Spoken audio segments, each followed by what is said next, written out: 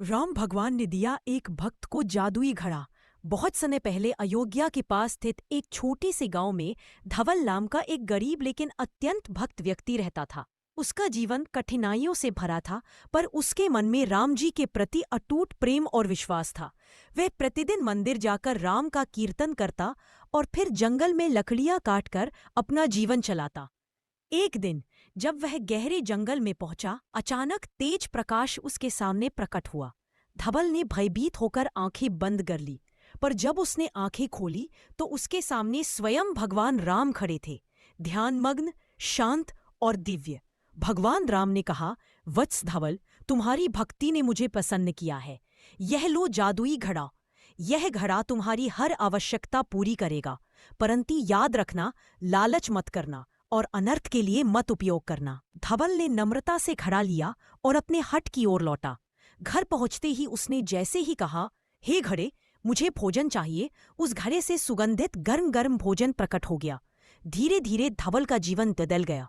वह भूखा नहीं सोता, गरीब पड़ोसियों को भोजन कराता और किसी भी यात्री को जाने देता। पूरा गांव उसकी उदारता की प्रशंसा करने लगा। लेकिन यह बात गांव के लालची बनिए रंगलाल के कानों तक भी पहुंची। उसे यकीन नहीं हुआ कि एक गरीब लकड़हारा अचानक इतना समृद्ध कैसे हो गया। उसने धवल का पीछा किया और उस जादुई घड़े का रहस्य जान लिया।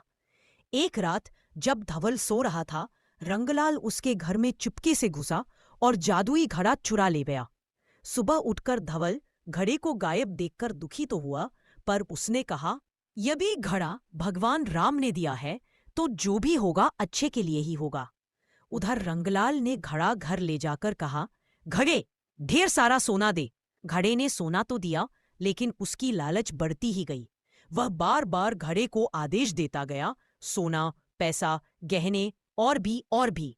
जादुई घड़ा अधिक लालच सह नहीं सका।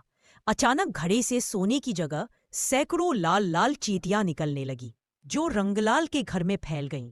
देखते ही देखते पूरा घर चींटियों से भर गया। घबराकर रंगलाल घड़ा लेकर धवल के घर भागा। वह रोते हुए बोला, भाई धवल, मैं गलती कर बैठा, इसे वापस ले लो, मुझे क्षमा करो। धवल ने मुस्कुराकर कहा, घड़ा तुम्हें दंड देने नहीं, सीख देने आया है। भगवान का दिया कभी लालच के लिए नहीं होता। उसने धीरे से घड़े पर हाथ रखा और कहा, हे घड़े, शांत हो जाओ, और चींटियां गायब हो गई। रंगलाल अपने किए पर शर्मिंदा हुआ और उस दिन के बाद उसने कभी लालच नहीं किया। गांव में फिर से शांति लौट आई और धवल, वह घड़ा अब भी उसके पास था, लेकिन वह उसका उपयोग सिर्फ मदद के लिए करता था, अपने लिए नहीं।